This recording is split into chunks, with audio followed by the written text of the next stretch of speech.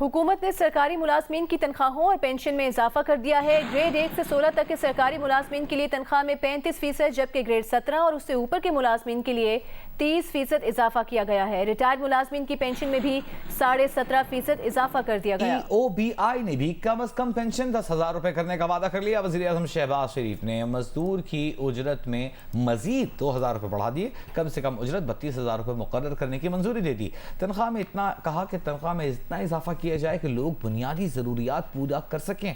हमें पेंशनर्स का ख्याल करना है।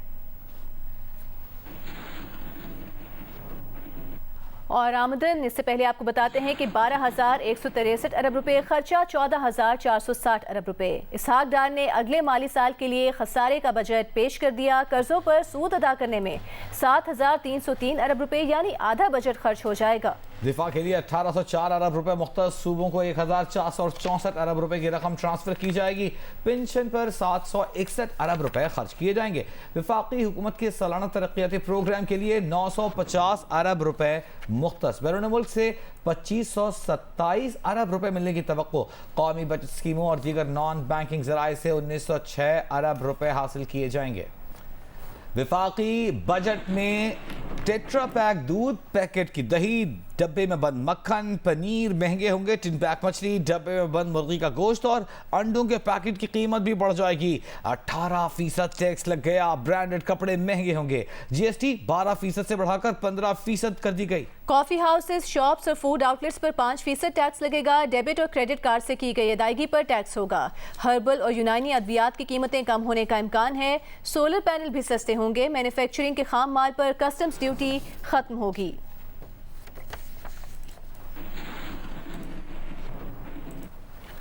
वज़ीर आज़म शहबाज शरीफ ने इसी माह IMF से मुआहदे की उम्मीद जाहिर कर दी है। कहा कि IMF की तमाम शराइत को न सिर्फ जूं का तू मान लिया गया है, बल्कि उन पर तरजीही बुनियादों पर अमल भी शुरू कर दिया गया है। अब कोई ऐसी चीज़ नहीं जो IMF से मुआहदे में रुकावट बने।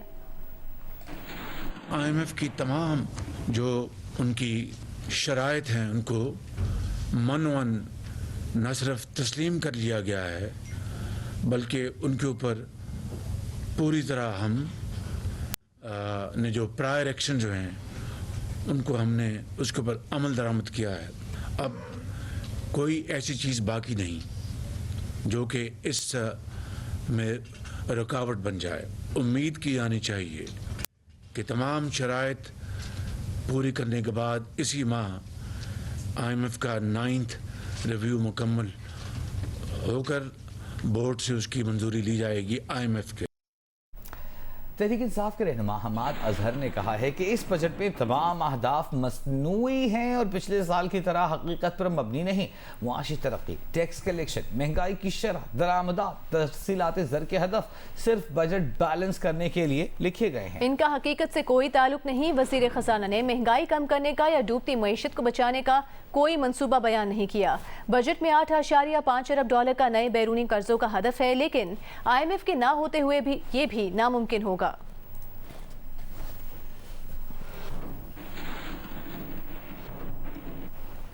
अब सिर्फ टैक्स देना ही काफ़ी नहीं, वक्त पर टैक्स रिटर्न भरना भी लाजमी होगा। टैक्स रिटर्न ना भरा तो जुर्माना, वक्त पर ना भरा तो भी जुर्माना।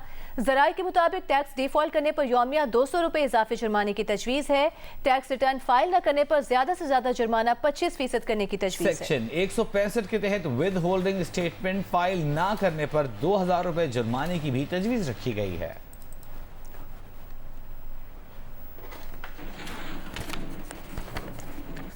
बुहेरे अरब में समुद्री तूफान बायपरजॉय रुख तब्दील होने के बाद शिमाल और शिमाल मशरक की जानिब बढ़ रहा है, जो पाकिस्तान के मकरान साहिल की तरफ आ सकता है। महकमा मौसमियात का कहना है कि तूफानी निज़ाम में मुसलसल तब्दीली के बायस इसमें मजीद शिद्दत आ सकती है।